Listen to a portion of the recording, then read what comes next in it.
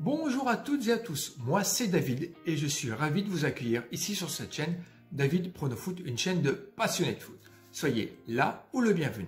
Alors aujourd'hui pour cette vidéo, je viens vous présenter 3 avis de match de Ligue des Champions pour cette 5e journée.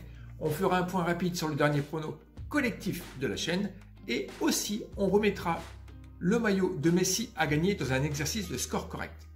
Allons-y!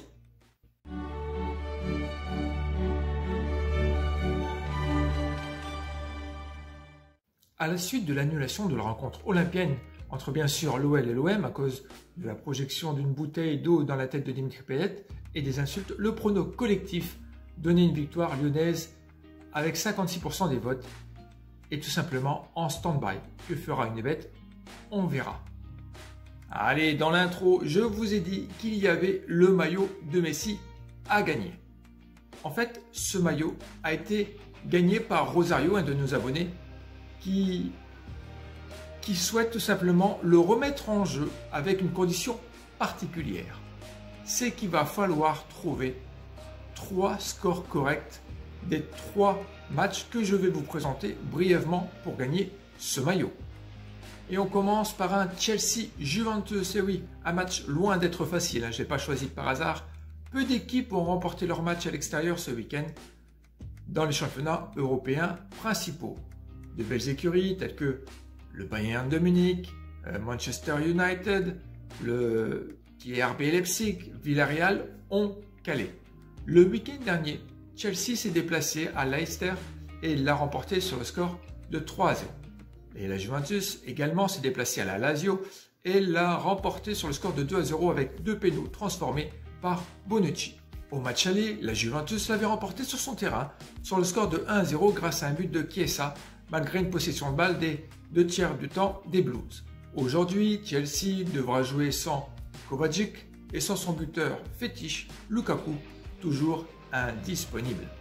Les Italiens vont se déplacer quant à eux sans Bernardeschi, sans Chiellini, sans De Sciglio, sans Dybala et sans le Gallois Ramsey.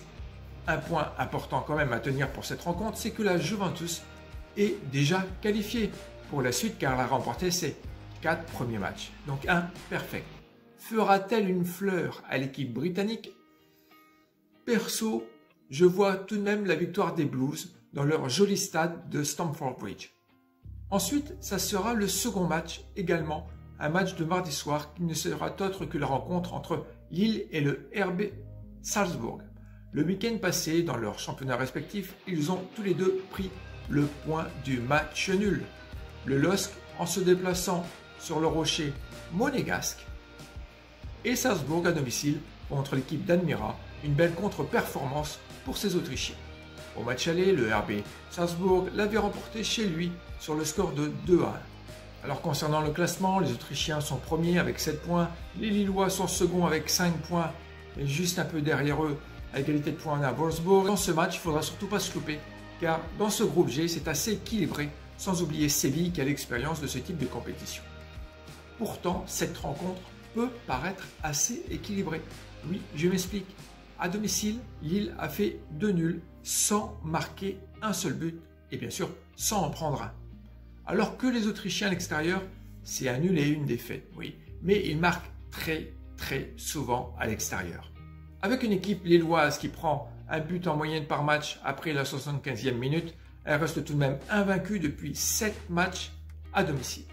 Je voudrais tant que les Lillois gagnent cette rencontre, mais je préfère quand même assurer avec une double chance buteur avec Adeyemi et le Suisse Okafor.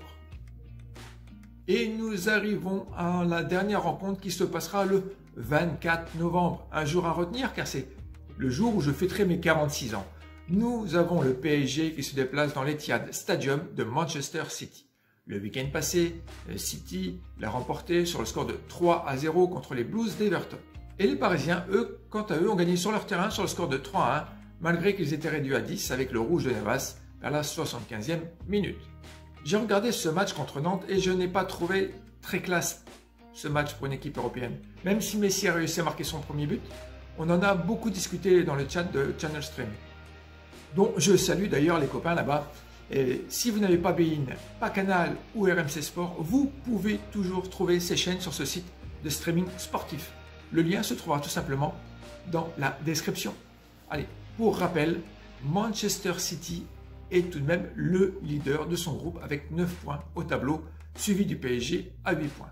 À domicile, les Citizens ont gagné leurs 2 rencontres à domicile en marquant 10 buts et en prenant quand même tout de même 4. Quand on regarde les Parisiens à l'extérieur, pour leurs 2 matchs, c'est seulement 3 buts de pris et 3 buts de marqués.